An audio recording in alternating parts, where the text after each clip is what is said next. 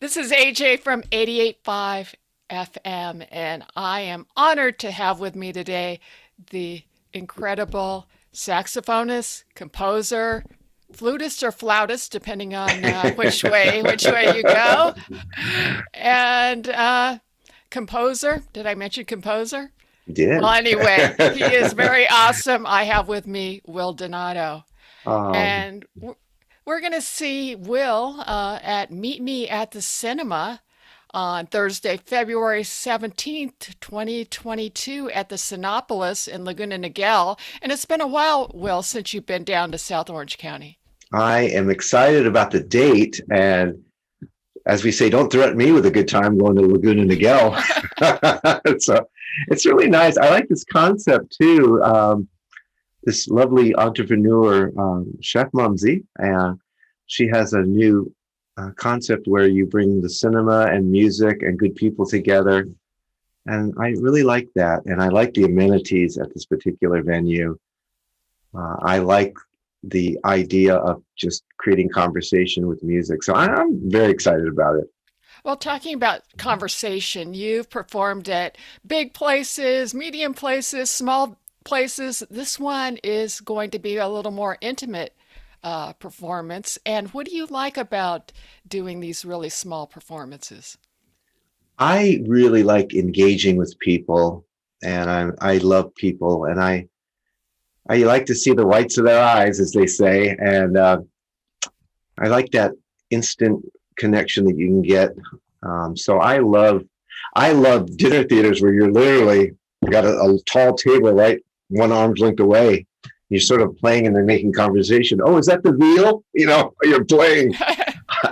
I can do that, and I just like that. And I was playing in Palm Springs recently, and I had my flute, which you play perpendicular to your body. And I'm not kidding you, AJ. There was a table right by me, and I know we're in the middle of protocols, and I'm playing sax, which is parallel to our bodies. And I pick up my flute, and I realize my flute is about 8 inches over this man's prime rib. And I thought, this can't be a good optic.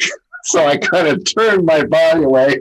That's how intimate this place was. But I looked over and nobody caught it. I thought, this can't be a good optic with your flute encroaching in the circle of their table. And I was just, sorry about that. Just struck me. It's so funny, but that is about as intimate as you can get.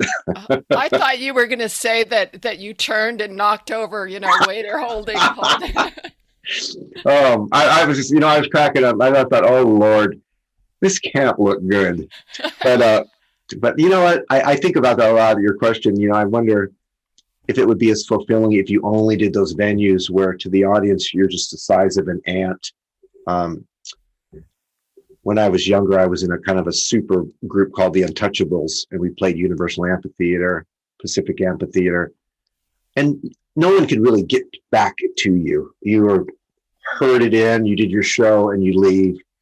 You might meet somebody at the merch table, but in our format of jazz, that's what I do like. You can interact with all your artists, and yeah, so I actually do love the intimate venues. Well, I think, for myself as an audience member, the saxophone especially, because it is so much like the human voice, Yes, to have that conversation, so to yes. say, with the artist in a small venue, there's really nothing like it. I love it. I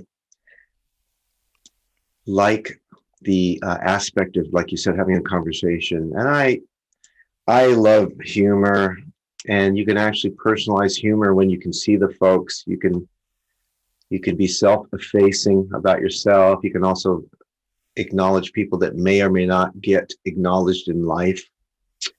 I'm a big believer in no fan left behind. If I canvass the room and I see people are not being included, somehow I figure out a way to get there through with a wireless mic or just directing a sentiment their way. But I'm a big believer in that. I think I had an older sister who was kind of one of those gals that tends to get ignored in our society. I thought, I don't want that happening in my on my watch as an artist. Well, if you want to go and not be ignored, if you're interested in this event, you can go to meetmeatthecinema.com and check it out. We are going to have a great time. I'm actually bringing two high-powered singers with me. A stunning female vocalist, Pebbles Glass, and the amazing Eddie Reddick, who sings with me a lot. People know him really well, and he's just the best. He sang with Quincy Jones and Shaka Khan, and even Stacy Q, Two of Hearts. Wow. So I've got in the concert segment, I've got it all covered with the saxophones and vocalists. So we're going to do a really nice mix of music from Motown, R&B, and reggae. So You do a lot of collaborations with other artists, and actually, you've been known to cross the genres. Like yes, you're not limited to jazz or pop. You go everywhere. I like the mix of styles. I tend to do flavors sometimes. I love bossas. I love reggae. I like straight ahead, and I try to put a little C's samplers in all my music and my projects. A little bit of all of it. Yeah. How did you get to jazz and horns and things in the first place? I mean, did you grow up wanting to do that, or did you want to be a rock star, or It's funny because when I had the radio show, LA Talk Radio, I got to interview, like yourself, hundreds of artists. And I realized I was really fascinated by the trajectories. Some folks did elementary school music to junior high to college. And then some people that just joined a band when they were young. Some of the gospel players were part of the church the whole time. But I had the traditional route where I was like the kid, the third grader that gets an instrument. The funny thing about me is my parents had to make me stop practicing. Yeah. There's always that cliche where the folks force the kids to. They literally had to knock on my door. "You practiced enough," and I got obsessive about it too. AJ, if I missed a day, I would say, "Okay, well, I have to do double that the next day," and I actually continued that for a while, but I kind of hide that side from my fans sometimes, that I could be very focused like that. But yeah, my folks actually had to like, "Are you done practicing now?" But it's always, I'm still addicted to music. I still am joyful. I have no cynicism about anything about the business. I just still love it. And, that fascinates myself that, Well, that's something I've always enjoyed about you is that you're always joyful. And it could have been you have that joy and energy of somebody that's still first starting out, but you know, the accomplishments of well, how many years in music now? oh my goodness. I basically think I've grown up my whole life once I started, 35, 30, 40 years. Yeah. And And, and you still have that joy of a ah, child. yeah, it's so funny because it's more of a love of craft, because some people get into the arts for different reasons: acclaim, fame, money. It's just, I just have a real joy of the craft itself. Um, my current kick right now is classical flute. I'm just obsessed with it. And it's so far out of my regular branding, like funk guy that stands on the bar guy.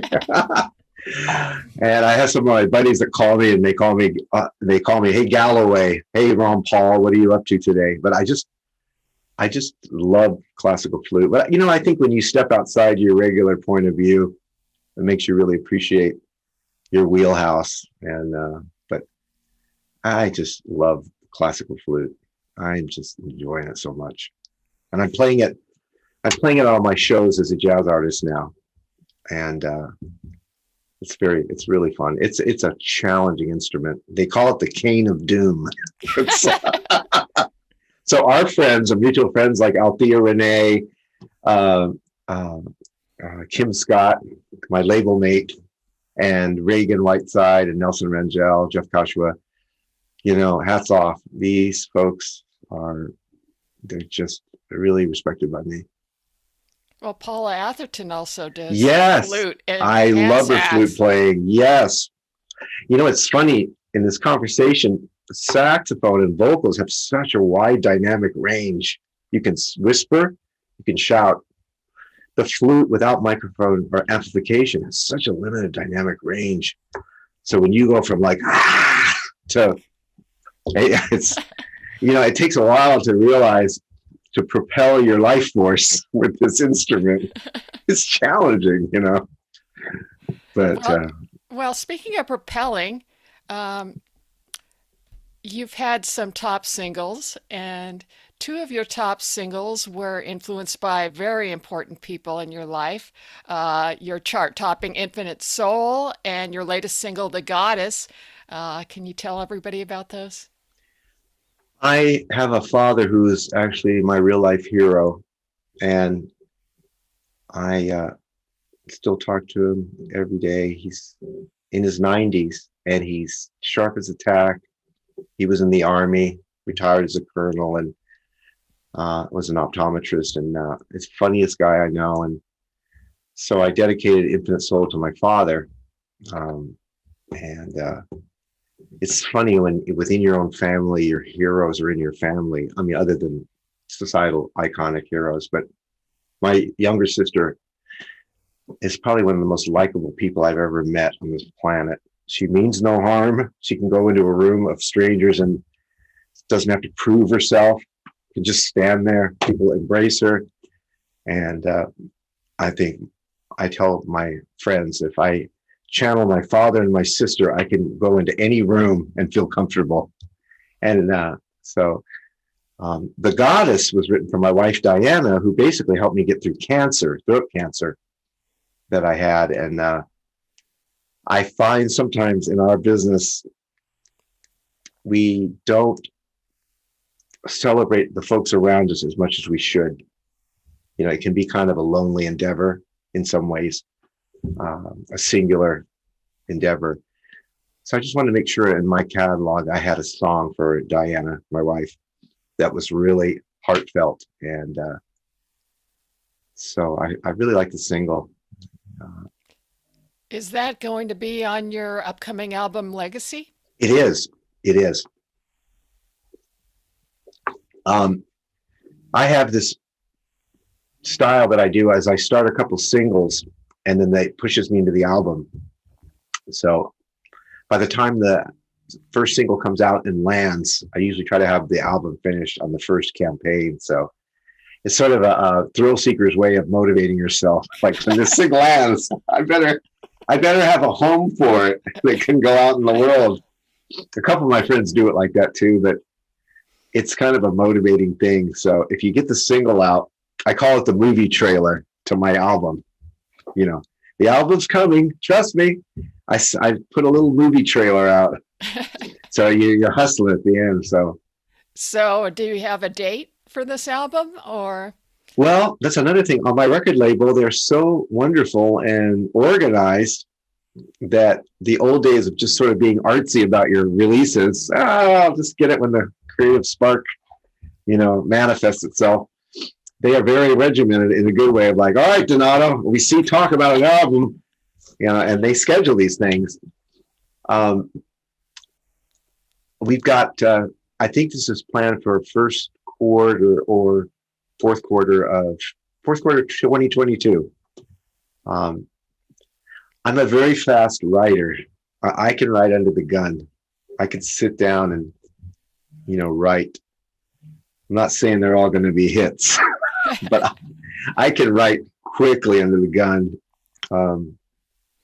because I write pretty much every day when I drink my morning coffee.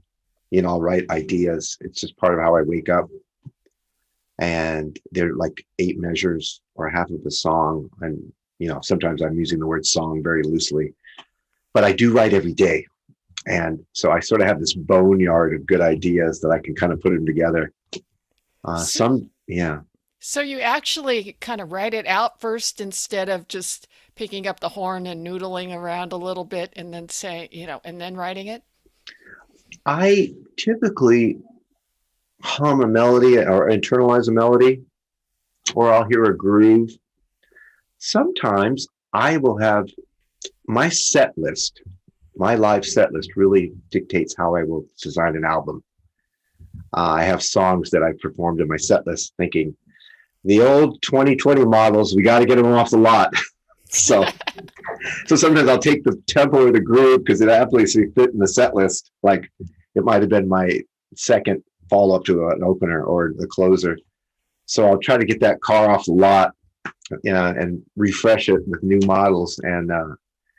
But I really like set lists, and I think an artist should really be informed by their set list because it's what we take out in public, and that's when the public sees us. More so than ever with streaming. And if you write a song that's not going to service your show or something you enjoy playing live, it's not really going to get any visibility. I mean, I'm sure it'll get some streams, but so I'm very influenced by the set list. I really take a good hard look at, man, I got an old 98 Vega in the set list. I got to get it off the lot. The analogies actually get better as the day goes on, but I think you get the gist of what I'm saying. But I really enjoy that a lot. I tell a lot of young artists that don't even have originals yet, I say, imagine if you get a call today to do a show. I said, as a friend and someone that I enjoy chatting with, tell me your set list. So a lot of their early set lists have all cover tunes and maybe one song they're working on. And I said, just do that. Get a Sharpie, write out a set list because somebody will call you and you're going to have to do a show and tell a story. And I said, as you go along in this craft, the show becomes all personal songs and cover songs that mean something to you. And that there's a quote from Tony Bennett that he said it took him till he was 80 to figure out his set list. So I thought, all right, I'm okay. You're way ahead of the game. I know. But when he said that, it made me laugh because I thought, it's a set list is important to him too. And he humbly says, yeah, I didn't get my set list together until I was 80. I thought, all righty, let's see, do I follow up? I left my heart in San Francisco with, it's a lovely day. So, but well, he has a lot of songs to choose from. Does he though? Well, it's so funny, said humbly, I sat down to do set lists. I'm like, well, wow, what happened? I got a lot of material here. You can't get it all in on this show now in a 10 or 12 slot. And it's like a aha moment, like, wow, and it's actually, I can remember not that long ago where I had like cover one, covers, and, but I really use my set list to define what I'm going to write a lot of times. But, in this period of time, we're seeing a lot of artists really go back and Yes. either re-record some of their original hits from the, 60s and 70s and 80s, and some of them are even re-releasing the same track, just identical, throwing it on an album, and the younger people who didn't hear those artists at that time think it's a whole new thing and nothing's changed. The tunes haven't changed. Right now there's such a mix of different types of music that if you heard something that you never heard, say from the 80s, you Right. might think it's brand new. I actually, The Goddess was on my very first CD. And I know from my point of view, technology has changed and my understanding of how to produce music changed. And I thought, I've got this great song in my catalog, but it just sounds, sometimes when you go back and hear like Songbird or something from the 80s or an old song from the 80s, you hear just a loud reverb and it's just washy. And I think a lot of these artists with technology now, you have a chance to revisit the music and maybe clean it up or give it a different slant. And it's very hard to walk away from songs that were so well done or so well written. And now technology's changed and we all have home studios. So you have a chance to, it's like if you've gone through some of your archival tapes, you're like, God, I wish I knew more about lighting. And now you understand lighting, but You got friends holding flashlights when we all started, and now, you had a remote you did, and you're like, God, I love that remote at the fair or whatever. You got like two buddies, and but now you can reconfigure some of the things that you wrote. But I think that possibly is some of that happens. Well, nowadays you can do a lot with an iPhone and a ring light. I know a ring light on an iPhone is a movie. Yeah. No, but those, you're asking such good questions, and I it's really refreshing to be able to engage at this level on artistry. I'm just having such a good time right now with it. So Well, I enjoy having you here, but let me ask you this. You have this public persona, and you Google your name, and people say, they'll describe you in different ways. Soulful saxophonist, or uh, cancer survivor who is very joyful. All different kinds of ways that you've been described. But if you were to describe yourself in the third person, knowing you, so say you're your friend, yes, and you're going to describe who Will Donato is, what would you say? I really do strive to be the same person on and off stage. Sometimes I'll tell my friends the only difference between me on stage and off stage is a fancy shirt or a leather jacket. But you're making me crack up. I'm the same guy off stage. Of course, my wife says, you can't just run around going like this. You're not as big off stage, but I'm really, I don't know. If I'm at my friends, and my father teases me, like if I'm walking into a retail store and I see a little old lady like just ahead of me, I'll tell her, that's a really pretty shirt you have on. I feel like acknowledgments and compliments and kind words are free. It's just air. It costs nothing to make someone stay brighter and start a chain of love. And I really live by that. Sometimes I'll just say something nice to somebody, and my dad always goes. My dad is he's in a Del Webb, and he goes, "I pulled a Will Donato. I told some their hair looked nice." Well, my father, who's a celebrated guy, he said, and I went to a cocktail party, and I pulled a Will. I really listened thoughtfully, and I really listened to what he had to say. I go, good. That's good. Well, I'm going to use that. I do tend to be the person who wants to compliment the person on the checkout line at the grocery store, because you can make somebody's day. Just you don't know what kind of day somebody's having, I and just know. It's free. some kind, and it's got to be genuine. If you hate It the has to be shirt, genuine. if Yeah. you hate the shirt, you're not going to say it's great. Yeah. But if you find something genuine to compliment somebody on, It's it free. it really makes your day. But now when I do that, I'm going to call it a Will Donato. Oh no, I don't corner the market on that. But yeah, it has to be appropriate too. But sometimes, God, it almost breaks your heart. Just a cute little lady. It reminds me of my mom. Has the cute little thing that they go to the beauty shop and it's all coiffed perfectly. And I'll just say, God, your hair looks really nice. And they look like they've never had a compliment in 20 years. Where you and I can just circulate and someone will at least say, that's a cool shirt you have on. But it breaks my heart that somebody doesn't get a little bit of love. And we all kind of move to society sometimes, just, in kind of an autopilot mode. So, yeah, I remember laughing. I was telling my buddies during COVID, my social life was the drive-through at Starbucks or McDonald's. Hi, how you doing? Hi, human. It's like, that was my social life, a drive-through. And, Well, well, mine is kind of like this with Zoom. It's like, hey, yeah. Well, nice to see you. you've made me reappreciate Zoom because I had kind of put the gear away after doing the radio shows. And I thought, if you can't get to a friend back east, like we were talking about Paula Atherton, this is not a bad way to go. Hey, how you doing? But yeah, I'm the same person basically off stage. I don't want to be a caricature in any scenario. Does that make sense? Absolutely. Yeah. Well, if you guys all want to experience Will in person and find and discover the real Will Donato, you can catch him at Sinopolis in Laguna Niguel on Thursday, February 17th. And the event's called Meet Me at the Cinema. Cool Meet concept. me, meet me at thecinema.com. You can get all the details on everything else that's going on that evening. Thank you so much, Will, for joining me today. I was excited to be here, and thank you. I got to work on my craft of video stuff today, so I really enjoyed it. And we got to get a cup of coffee when I'm down there. There you go. And it won't be a drive-through.